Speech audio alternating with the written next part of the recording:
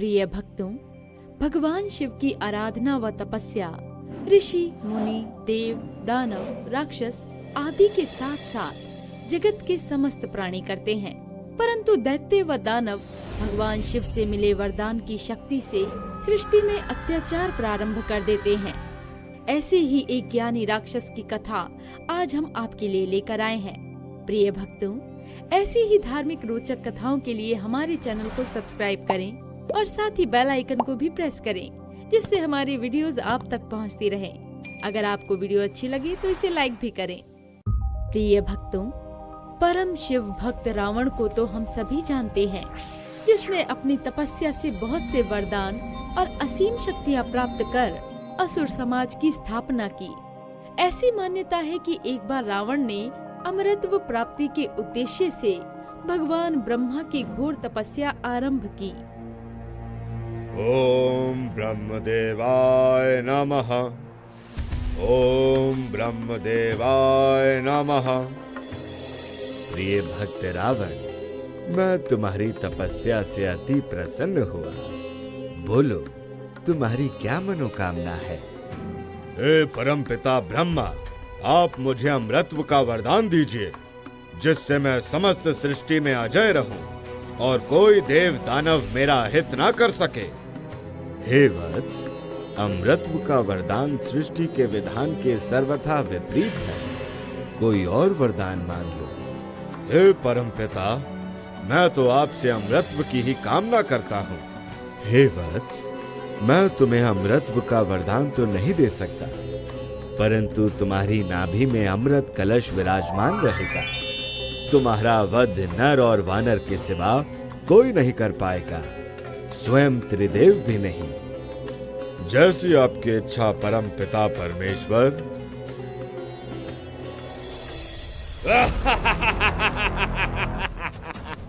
रावण को अब समस्त त्रिलोक विजय करने से कोई नहीं रोक सकता है।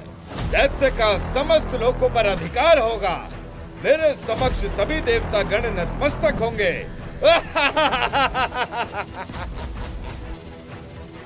रावण ब्रह्मदेव से प्राप्त शक्तियों के माध्यम से अपने सौतेले भाई कुबेर की अकालपुरी पर आधिपत्य स्थापित करके उनसे पुष्पक विमान छीन लेता है। एक बार रावण पुष्पक विमान से कैलाश पर्वत के ऊपर गगन विहार कर रहा था। तभी उसकी दृष्टि सहसा समाधिष्ट महादेव पर जाती है। रावण उस समय महादेव की शक्तियों से भली भांति परिचित नहीं था। उसके मन में कैलाशपति शिव से मिलने की इच्छा उत्पन्न हुई। तभी शिवांश नंदी महाराज ने वायु में ही रावण के पुष्पक विमान को गतिहीन कर दिया। ये पुष्पक विमान वायु में स्थिर क्यों हो गया है? ये तो मन की गति से चलता है। भला इसे रोकने का दुस्साहस कौन कर सकता है? हे धृष्ट पुरुष, तुम्हें कदाचित ज्ञात नहीं कि कोई पशु पक्षी भी कैलाश पर्वत के ऊपर से कदापि विचरण नहीं करते। हे मूर्ख, तुम्हें ज्ञात भी है तुम किससे धृष्टता कर रहे हो? हे मूर्ख, कैलाशपति शिव के सम्मुख समस्त शक्तियां शून्य हो जाती हैं। भला तुम क्या हो, मायावी असुर? इसके बाद रावण बड़े ही अभिमान से पुष्पक विमान से कैलाश पर्वत पर उतरता है। हे कुंती, वानर मुखी गण, तुम्हें तनिक भी आभास है कि तुम किससे वैर ले रहे हो? कदाचित तुम्हारे शिव में भी इतना साहस नहीं है कि वे लंकापति रावण का सामना कर सके। हे मूर्ख, तुमने मेरा अपमान किया, मैंने तुम्हें माफ किया, पर महादेव के विषय में की गई तुम्हारी ये धृष्टता क्षमा योग्य नहीं है। तुम्हें इसका अवश्य ही दंड मिलेगा। हे वानर मुखी गण, तुम्हारा ये साहस कि तुम मेरा सामना करोगे? बिना कारण ही काल के ग्रास हो जाओगे। रावण यहाँ भी नहीं रुकता है और नंदी को वानर मुखी बोलकर बार बार उपहास करता है, जिससे नंदी क्रोधित होकर अपने अपमान के बदले रावण को श्राप दे देते हैं। हे दुष्ट, तुमने मेरा वानर मुखी कहकर उपहास उड़ाया है। एक दिन वानर ही तुम्हारे सर्वनाश का कारण होगा और तुम्हारे इस अहंकार के आवरण का अंत करेगा। वानर मुखी, तुम सिर्फ मुख से ही युद्ध करोगे, ऐसा प्रतीत होता है कि तुम बलहीन हो या तुम्हारे अंदर साहस ही नहीं जो तुम मेरे बाहुबल का सामना कर सको। हे अहंकारी रावण, शिवांश नंदी के प्रहार का सामना करो। इसके बाद नंदी कटार से हमला करते हैं। रावण भी अपने फरसे से नंदी पर आक्रमण करता है। दोनों में भयंकर युद्ध होने लगता है और नंदी रावण के फरसे से आक्रमण को निष्फल कर देते हैं। रावण फिर से नंदी से युद्ध करता है। रावण के आक्रमण से नंदी के हाथ से उनका कटार दूर गिर जाता है, जिससे भगवान शिव का ध्यान भंग हो जाता है। फिर वहाँ महादेव प्रकट होते हैं। अरे नंदी, तुम्हारी ये दशा किसने की?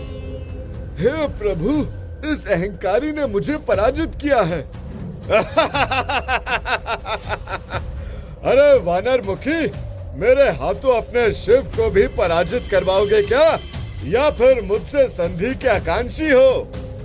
रावण, मैं तुम्हारे बाहुबल से अति प्रसन्न हुआ हूँ।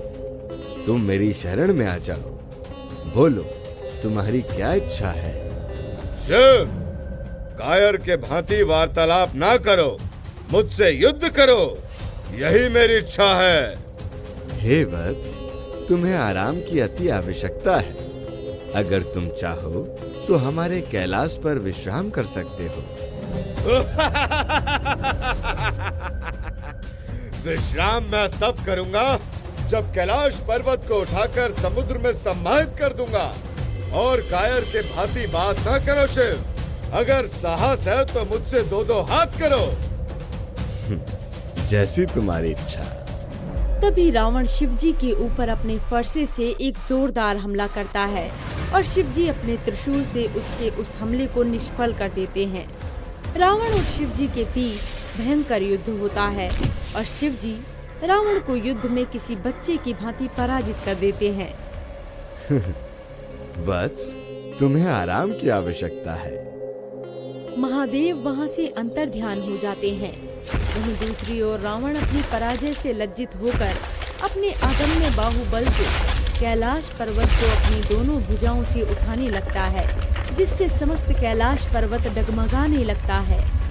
हे महादेव, कौन है वो दुष्ट जो कैलाश को उठाने का दुस्साहस कर रहा है? माता पार्वती के ऐसे शब्द सुनकर महादेव अपने पैर के अंगूठे से कैलाश पर्वत को छू लेते हैं।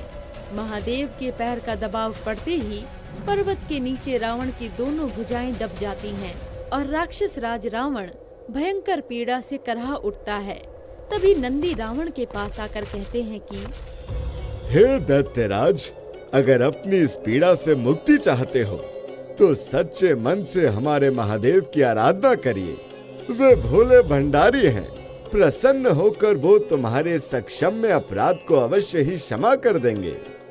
इसके पश्चात रावण शिवगण की बात मानकर शिव जी को प्रसन्न करने के लिए साम वेदोक्त स्तोत्रों द्वारा महादेव की स्तुति करने लगता है और 1000 वर्ष तक अनवरत स्तुति करता रहा। तब भगवान शिव ने प्रकट होकर रावण की भुजाओं को मुक्त करते हुए कहा, हे दशानन, तुम वीर होने के साथ ही साथ पंडित्य ज्ञान के शिरोमणि हो। मैंने तुम्हें क्षमा किया। हे महादेव, मुझे अपनी अज्ञानता का ज्ञान हो गया। मेरी आपसे एक विनती है, मुझे आप अपना शिष्य बनाकर अपनी कृपा दृष्टि मुझ पर सदैव बनाए रखिए। I got the beats, I got the rhymes. I'm gonna make a fire, gonna hit you with the lines. Subscribe to my channel, it's a free ride. All of the videos always updated with the pride.